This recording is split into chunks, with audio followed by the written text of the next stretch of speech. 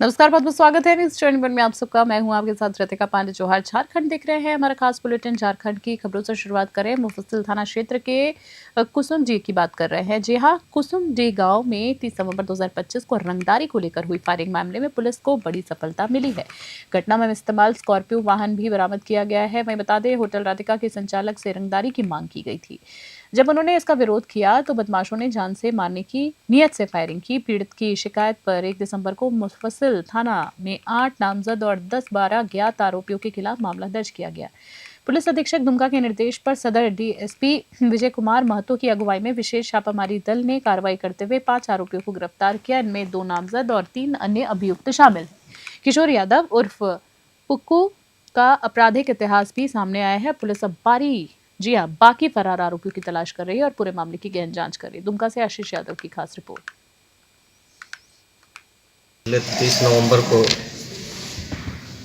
दुमका मुफस्सिल थाना क्षेत्र कुसुमडीह के राधिका होटल के पास गोली चालन की घटना हुई थी, जिसमें होटल संचालक के द्वारा रंगदारी मांगने और अन्य आरोप लगाकर 8 नामजद और 10 से 12 लोगों का ज्ञात अपराध कर्मियों के खिलाफ में एफआईआर दर्ज कराया गया था, जिसके आलोक में पुलिस के द्वारा अनुसंधान किया गया और उसमें 2 नामजद और 3 अपराधमुखी अभियुक्तों की गिरफ्तारी की गई है। और घटना में प्रयुक्त एक स्कॉर्पियो उसको भी जब्त किया गया है। इस तरह से वो लोग अपना स्वीकारोक्ति बयान में भी जिक्र किया है कि उस दिन हम लोग वहाँ पर गए थे और विवाद हुआ था, जिसके पश्चात तो गोली चालन की घटना हुई थी। तो इस प्रकार से इसमें कुल 5 लोगों की अभी तक गिरफ्तारी हो चुकी है और शेष लोगों को गिरफ्तार करने के लिए लगातार छापामारी किया जा रहा है। एफआईआर में क्या किस तरह के आरोप लगाए गए?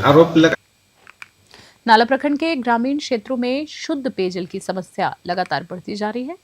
अजय नदी से वर्ष 2018-19 में करोड़ों रुपए की लागत से शुरू हो गई थी। जी आपको बता दें, अजय नदी से वर्ष 2018-19 में करोड़ों रुपए की लागत से शुरू की गई शहरी जल आपूर्ति योजना का उद्देश्य जो है हर घर तक साफ पानी पहुंचाना था। शुरू में योजना नियोजित ठीक थी, पहले तो ठीक ठाक थी, लेकिन बाद में पूरी तरीके से ठप पड़ गई है। पिछले दिन की बात करें तो पिछले 3 वर्षों से नाला दलावड़, गोपालपुर, कुमीरदा और चालीपारा गांव में जलापूर्ति बंद है पूरी तरीके से। जहां ग्रामीणों का आरोप ये भी है कि निर्माण में लापरवाही और विभागीय उदासीनता के कारण ये महत्वाकांक्षी योजना असफल हुई है। गांव में लगाए गए सोलर जल मीनार अब केवल शोपीस बनकर ही रह गए हैं। वहीं दलावड़ गांव की करोड़ों रुपए की लागत से बनी पानी की टंकी भी जर्जर हो गई। गर्मी का मौसम नजदीक आते ग्रामीणों की चिंता बढ़ जाती है। उन्होंने विभाग से अविलंब सुधारात्मक कदम उठाकर सोलर जल मीनार के माध्यम से नियमित पेयजल आपूर्ति सुनिश्चित करने की मांग की। प्रशासन की कार्रवाई पर अब सबकी निगाहें टिकी है। जामताड़ा से शेख शमीम की रिपोर्ट।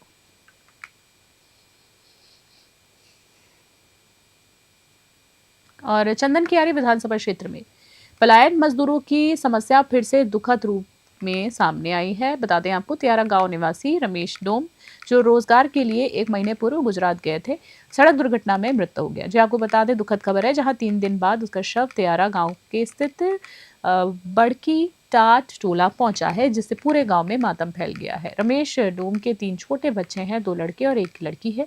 परिजन रो रो कर बुरी तरीके से बुरी स्थिति में पहुंच गए हैं। ग्रामीणों का ये भी कहना है कि पलायन का दर जो है क्योंकि स्थानीय मजदूरों को रोजगार के अवसर नहीं मिल पाते हैं, उसके कारण वे दूर जाकर जीवन जोखिम में डाल रहे हैं।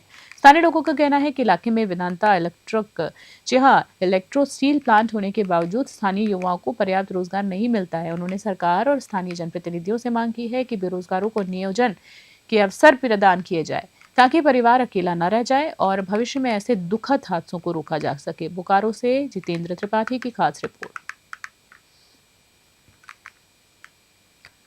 धन्यवाद। तो और भी जगह जगह गए होंगे अलग अलग में।